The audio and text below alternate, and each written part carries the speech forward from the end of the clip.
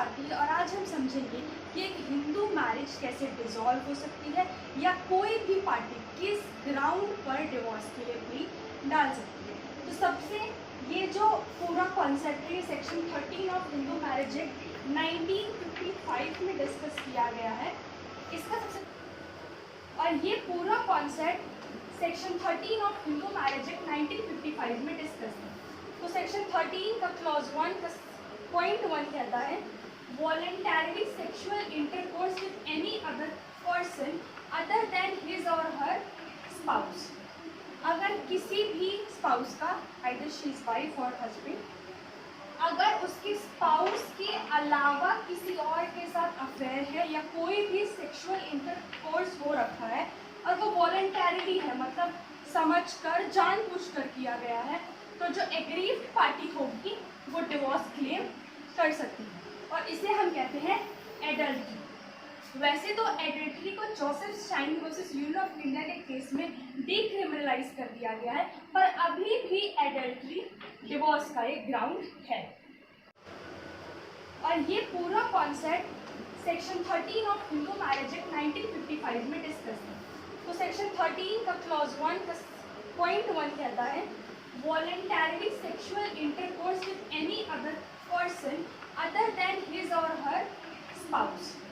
अगर किसी भी स्पाउस का आइदर शी इज वाइफ और हस्बैंड, अगर उसके स्पाउस के अलावा किसी और के साथ अफेयर है या कोई भी सेक्सुअल इंटरकोर्स हो रखा है और वो वॉलेंटरली है, मतलब समझकर जानबूझकर किया गया है, तो जो एग्रीव्ड पार्टी होगी वो डिवोर्स क्लेम कर सकती है और इसे हम कहते हैं एडल्ट्री। वैसे तो एडल्ट्री को Joseph Shine versus Union of India के केस में डिक्रिमिनलाइज कर दिया गया है, पर अभी भी एडल्ट्री डिवोर्स का एक ग्राउंड है। A single act of adultery is enough for judicial separation and divorce. आइए अब हम सेकंड पॉइंट की तरफ बढ़ते हैं। सेकंड पॉइंट है क्रुएलिटी। क्रुएलिटी मीन्स किसी को बॉडीली, किसी को फिजिकली या मेंटली ऐसी इंजरी देना जिससे उसकी डेंजर हो, किसको डेंजर हो, लाइफ, लिम्ब एंड हेल्थ को डेंजर। क्रुएलिटी दो तरीके की होती है, मेंटल इंजरी, मेंटल क्रुएलिटी और फिजिकल क्रुएलिटी। अब कोई किसी को फिजिकली टॉर्चर कर रहा है, मार रहा है, पीट रहा है, तो वो फिजिकल क्रुएलिटी हुई। पर अगर कोई मेंटल क्रुएलिटी किस ग्राउंड्स में आएगी? रोज रोज लड़ाई झगड़े होना या डिफेमेशन करना, किसी के सामने बार बार उसको ह्यूमिलेट करना या फिर प्रोक्रिएशन ऑफ चाइल्ड करने से मना कर देना, ये सब आएगा मेंटल क्रुएलिटी में। रुशेल वर्सेस रुशेल के केस में ये बताया गया कि क्रुएलिटी का मेजरमेंट कैसे होगा। तो danger to life, limb and health. अब देखिए, अगर कोई भी रिलेशन में है तो छोटी मोटी लड़ाइयाँ तो होगी। अब हर छोटी मोटी लड़ाई क्रुएलिटी तो नहीं हो सकती। जिसमें danger to life, limb and health हो, वही पूरा जो एरिया होगा वो क्रुएलिटी में कवर होगा, अदरवाइज नहीं। अगले पॉइंट की तरफ बढ़ते हैं, यह है डिजर्शन। डिजर्शन क्या होता है? अगर किसी भी स्पाउस ने अगर दूसरे स्पाउस को बस छोड़ दिया है कि ना बात हो रही है ना कुछ हो रही है 2 सालों के लिए, और उसके मन में ये इंटेंशन है कि मैं इसे डिजर्ट कर दूंगा या फिर मैं इससे दूर हो जाऊंगा या फिर बात नहीं करूंगा, वो डिजर्शन के केस में आता है। डिजर्शन बहुत तरीकों के होते हैं। सबसे पहला होता है एक्चुअल डिजर्शन। एक्चुअल डिजर्शन क्या होता है? मान लीजिए हस्बैंड वाइफ एक घर में रह रहे हैं और 2 सालों से उनके बीच में कोई कांटेक्ट ही नहीं हुआ, कोई बात ही नहीं हुई। यहाँ पर हस्बैंड छोड़कर तो नहीं गया है, पर वो एक ही घर में रहकर भी बात नहीं कर रहे हैं और अनजान है, तो ये भी डिजर्शन के ग्राउंड पर आएगा। और इसमें वाइफ प्ली कर सकती है कोर्ट में कि उन्हें जुडिशियल सेपरेशन या फिर डिवोर्स दिया जाए। सबसे पहला इसेंशियल होता है इसमें फैक्टम ऑफ सेपरेशन। फैक्ट्स होने चाहिए, मीनिंग कैसे? तथ्य होने चाहिए कि हाँ भाई सेपरेट हुए हैं।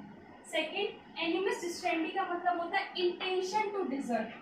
अब किसी ने अनइंटेंशनली किया है, वो ऐसा नहीं चाह रहा है, तब तो वो डिजर्शन होगा ही नहीं। पर उसके मन में ये है कि हाँ मुझे इससे जुडिशियल सेपरेशन में डिवोर्स चाहिए, तब वो डिजर्शन कर रहा है, तब उसे कहते हैं एनिमस डिस्टेंडी। विदाउट एनी रीजनेबल कॉज, अगर उसके पास कोई रीजनेबल कॉज है इससे अपनी वाइफ से, अपने हस्बैंड से दूर रहने का, तब तो वो डिजर्शन बिल्कुल भी नहीं होगा।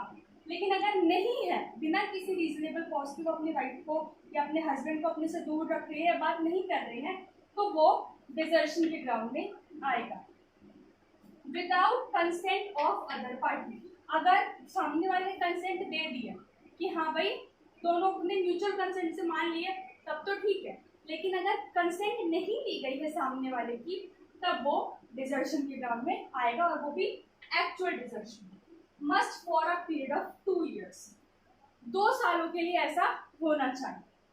अब ऐसा हो सकता है कई बार, अगर ये 2 साल भी हम ना रखें तो ऐसा भी हो सकता है कि कई बार लोग बहुत एग्रेशन में होते हैं या काफ़ी एंजाइटी में होते हैं, तो कुछ दिनों के लिए छोड़ देते हैं बात करना कि नहीं करनी, तो अब उसको डिजर्शन आप नहीं कह सकते।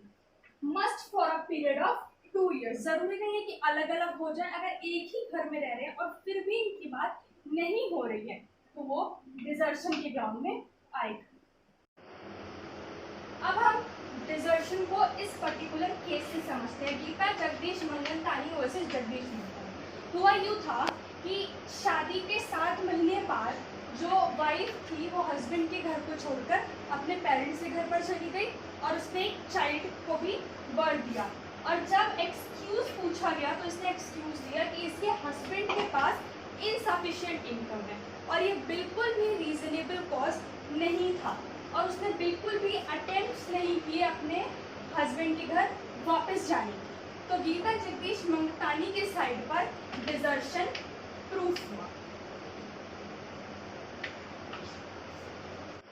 Moving on our next point which is conversion. अगर किसी भी स्पाउस ने हिंदू धर्म को छोड़कर कोई और धर्म में परिवर्तन कर दिया है, तो इस पर्टिकुलर ग्राउंड पर भी जुडिशियल सेपरेशन या डिवोर्स की प्ली डाली जा सकती है। Next point, insanity and mental disorder.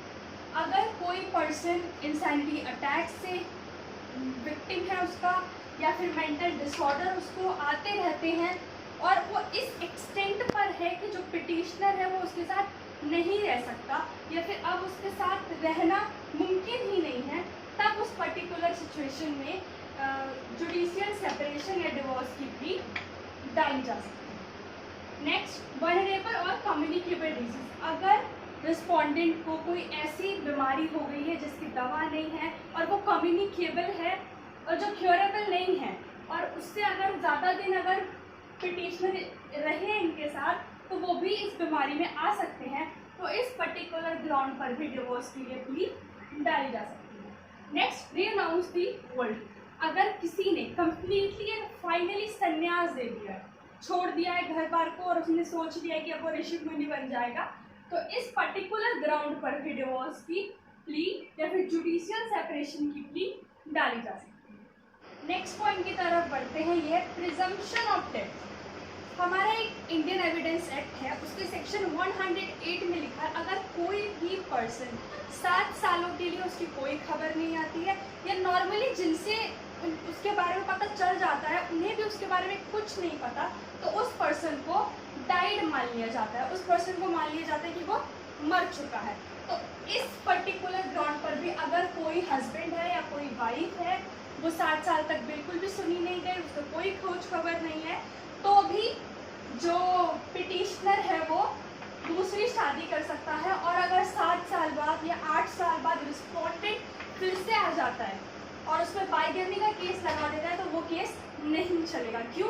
क्योंकि यहाँ प्रिजम्पशन ऑफ डेथ है कि 7 सालों तक इसका कोई अता पता नहीं था और इसने मान लिया कि ये पर्सन डाइड है, तो ये उस टाइम पर दूसरी शादी भी कर सकती है या कर सकता है।